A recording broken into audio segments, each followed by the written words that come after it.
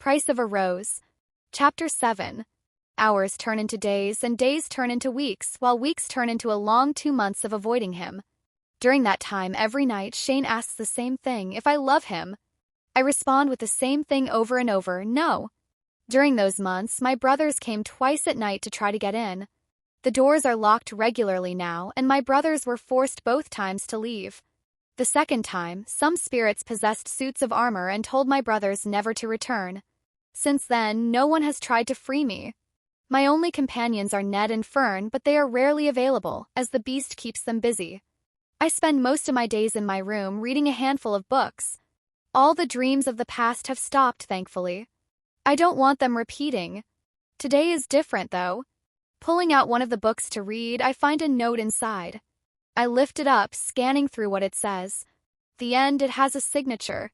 The note reads, "Beauty, help me change my behavior. Force me to learn manners and sincerity. You may not love me or ever will, but please help me find someone who can. We have 3 months left. I know you care for Fern and Ned. Breaking this curse affects them, too. Your beast." My boredom gets to me, and I slowly go to the dank room with the enchanted rose. It couldn't hurt to help him improve his manners. If it assists in breaking the curse and leading to my freedom, I have to give it a shot. The thought of being his strict teacher excites me. Gives me a new purpose and someone to talk to. However, I remind myself that he has isolated me for a reason. I need to keep my guard up. I rush to his room faster than I planned. When I get there, he smiles and says, "I knew you were bored out of your mind. You can only stand so much reading." My eyes look up and down at what he's wearing. He looks like a king instead of a grubby-dressed man who hides under a cloak. Even his hair is brushed, and I remember his lavish appearance in my dreams. My shoulders slump. I knew it. This is a ploy, so my lonely heart will latch onto him. He laughs at me, tugging on his cuffs. "I'm not trying to win you over with my looks, so relax. I was just getting the appearance step out of the way. I know how to do that at least. Now, where would you like to start first?" I think about it and state how you eat. What? I eat just fine. I hadn't forgotten my table manners. Fine then, what about getting rid of that phony charisma? My charm isn't fake. I sigh while throwing my hands in the air. He just wanted me out of my room. He doesn't want to change. Who am I kidding? He rolls his eyes and takes my hand, bringing me back to him. I'm joking. It was a joke. Let's work on your suggestions. With his hand still holding mine, he runs with me behind him. To my surprise, he takes me right outside of the castle. I look around, amazed at what we're doing. We continue until we reach a section by a ruined stone fountain. Surrounding the fountain are beautiful red roses. Finally, he lets go of my hand and whistles. I look out in the direction of where my home is. I remind myself that the barrier is up, so there is no escape. I promise to stay anyway for Sasha's sake. Suddenly, a blanket and basket fly out of one of the windows. They smoothly land and create a picnic.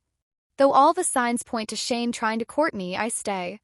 I'm the only person who can decide who I love and when I will love them. I sit on the blanket while the food comes out of the basket by the hands of a spirit. The beast joins me, ensuring he sits straight and tall like he should be at the table. This whole thing is ridiculous. You realize that we can't work on table manners when we're sitting outside on a blanket, right? Yep, I sure do, he says, popping a grape in his mouth. I squint at him. Of course you do. And the fact that we're surrounded by roses means nothing either? They can mean something if you want them to, he says, winking. My squint turns into a scowl. And that's the phony charm I'm talking about. You can't keep doing that to every girl you meet. You are the only girl here, so it's not phony. And like I said, I love you. I have never said or done anything I didn't mean when it comes to you. I stare blankly at him. So you truly meant to push me off a cliff? His hand halts just as he's about to put another grape in his mouth. I didn't push you off a cliff. But yes, I did mean to knock you down. Well, at least until I saw your face. In the beginning, I was unsure who you were, and to be honest, I hated it when Fern and Ned told me your name.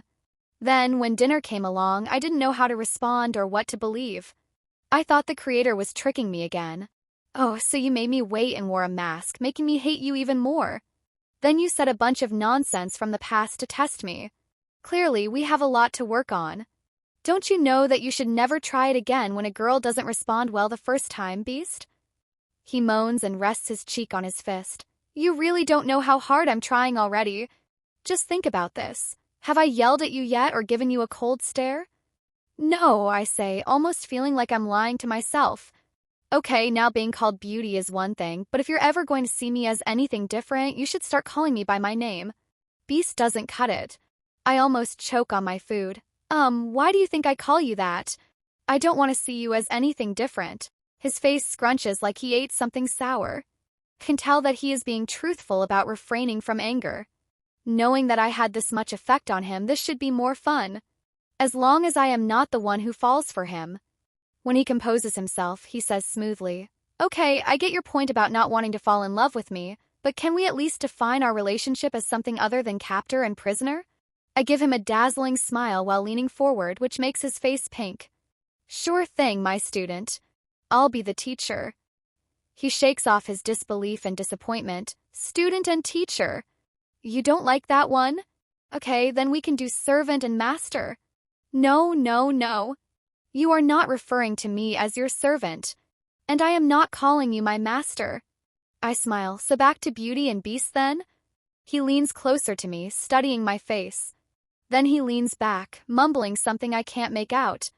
I can only guess he figured out what I'm doing. It is the same thing he has done to others, a friendly tease. I give up. I'm never going to get any romantic titles from you anytime soon. Keep calling me Beast then and stop with whatever you're trying to do. He picks up his fork and jabs a slice of chicken towards my mouth. Just eat and stop mimicking my behavior. Obeying him, I go back to my usual self.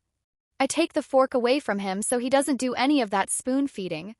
Before I take a bite, though, I look at the fork suspiciously. There's an 80% chance he already used this and is trying to do an indirect kiss, as cheesy as it sounds. Did you already eat off of this? I ask, raising an eyebrow. He lays back on the blanket and kicks one leg up on the other. Absolutely. Hearing this, I take the end of the fork and bend it back. He doesn't notice or tell me to stop, so I proceed. I let the chicken fly and it hits his cheek. As soon as he understands what happened, I stand up and run away giggling like some foolish girl. He jumps up off the blanket and runs after me. This might work, I think, as I hid myself under a pile of rubble. He may understand why he needs to change if I act like he acts. Of course, the only danger of acting like him is pretending to love him at some point, which sends my skin crawling. However, it isn't like he seriously loves me because, in the end, he never shows it. He finds my hiding place and grabs me by the waist, spinning me around. Then he sets me down and clears his throat as he steps back. I'm unsure what I should do, so I think about what he would do in my place. The answer would be to kiss me, and I can see he wants that even now. I'm not that cruel, so I embrace him. It's enough to give him a taste of what he does to women. His arms stay up in the air for a while, a bit confused, but then he slowly places them on my back. As soon as he does, I break away. I don't like you, I say. He blinks, super lost as he should be. Then I shift my feet and storm away back inside the castle. When I go inside, Fern and Ned are both laughing so hard I almost thought they were choking. If a spirit can choke, that is. What are you doing to that poor man? Ned says as he laughs in between his words. I extend out both of my arms. I am simply treating him like he treats others. Hopefully, he'll realize that he doesn't like it and change completely. I think I'm going to call it Beauty into Beast and Beast into Beauty. Just wait until dinner time. I have a good idea of what I will do to him. I skip off happily. When dinner finally comes, Fern informs me Beast Shane awaits me. I tell her I'm coming down in a minute with a wink. She smiles and goes off to tell him that. I prepare myself and come down once an hour passes, which is nothing close to the time I waited on him. To top it off, I wear a mask. As soon as he sees me in it, he groans and spins all the way around just to face me again. I'm sure all the spirits are watching us and laughing. There are a few chuckles from the room's corners. Dramatically, I walk over to him and circle him like he did to me. While I do that, I point out every flaw I spot. Some dirt on his jacket, a short piece of hair, and then a few other small things only a person like him would notice. Once I get in front of him, I ask, "Do you love me?" He narrows his eyes. What are you doing? I ask that, not you. I click my tongue and say coldly, just answer the question. Of course I do, he says before grabbing my hands and looking me dead in the eyes. But do you love me? Before I answer, I wonder if I can actually say it. I'm not scared because of what it will put into his mind, but because it is so mean to do. Sure, I know for a fact that he did this to others, yet it's not the kind of thing I would dream of doing to someone, even him. Finally, I tell myself it is for his own good. Yes, I say, closing my eyes and leaning forward. I feel him stiffen, just like something I would do. That is a good sign. Once he gets the courage he needs, he leans forward. That's when I pull myself back and laugh. He opens his eyes and glares at me. So, the mind games continue, he sighs, letting my hands drop from his. He isn't shocked, knowing my answer was too good to be true. You didn't mean any of that, did you? I shake my head while removing the mask. Of course, I didn't mean any of it. Now tell me how you feel. I know how I feel when people do stuff like that to me. He grumbles and sits in the nearest chair, running his hand through his copper hair. I'll admit I have done that to you and others. But you're still not seeing my side fully. He gazes up at me. I'm not kidding when I say I love you. I hold my hands together and pull the seat next to him away from the table. I flatten my dress and sit down. Why? What have I done to make you love me? I don't know, he wails, slamming his fist on the table. Makes me jump. He apologizes shortly after when he sees he scared me. Look, Arabelle, if you can tell me what love feels like, then maybe I'll believe you. But if you remember what happened between us, you know you kissed me before leaving that wretched library. Explain that to me. Please. That is a question that has clawed at my heart. At his last sappy comment, I almost want to shut the book to my own story. All I can say is that perhaps it was for the man I thought you could become. It has been 2 years since then, and I only dreamed of those memories I lost.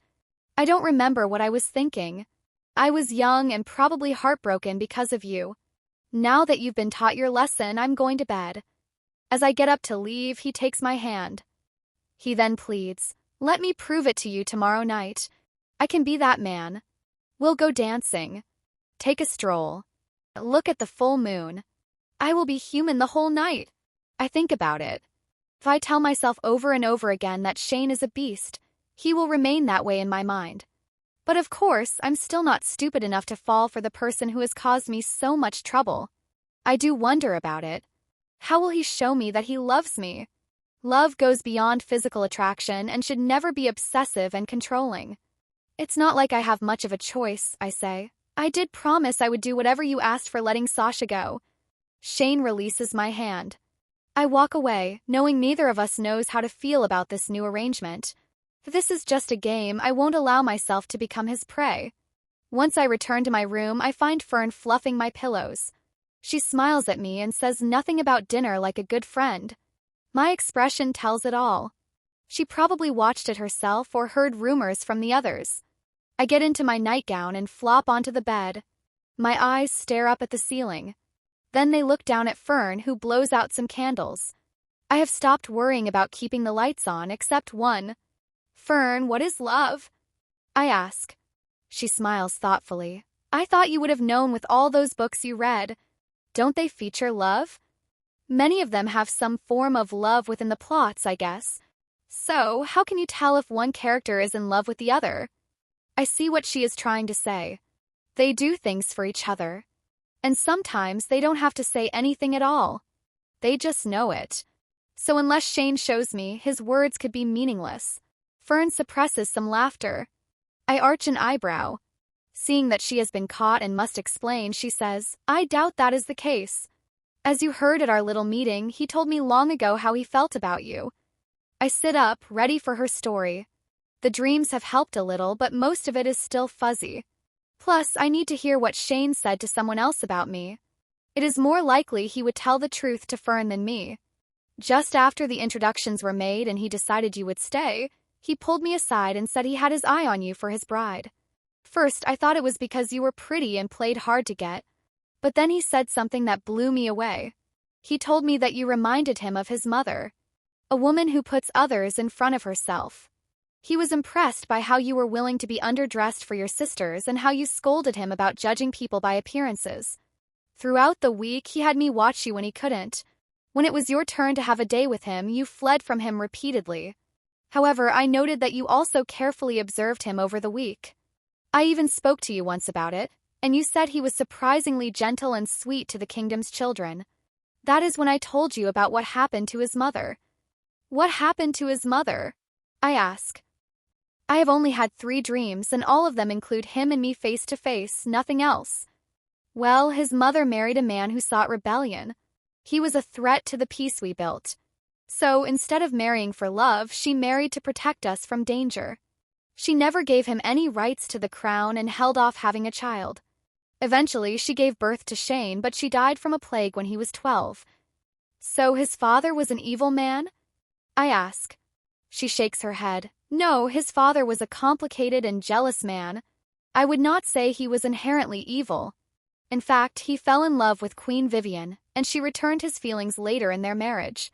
However, he assumed Shane was not his child because Vivian was, well, she was once in love with one of her knights. And their lack of communication led to quite a tragedy. Shane's father hired an assassin to kill the knight. No one could prove who did it, but Queen Vivian knew. The mistrust grew steadily after that. I don't know if Vivian ever confronted him about his terrible mistake. It was a dreadful day when she died of disease. Shane could not yet rule, and neither could his father.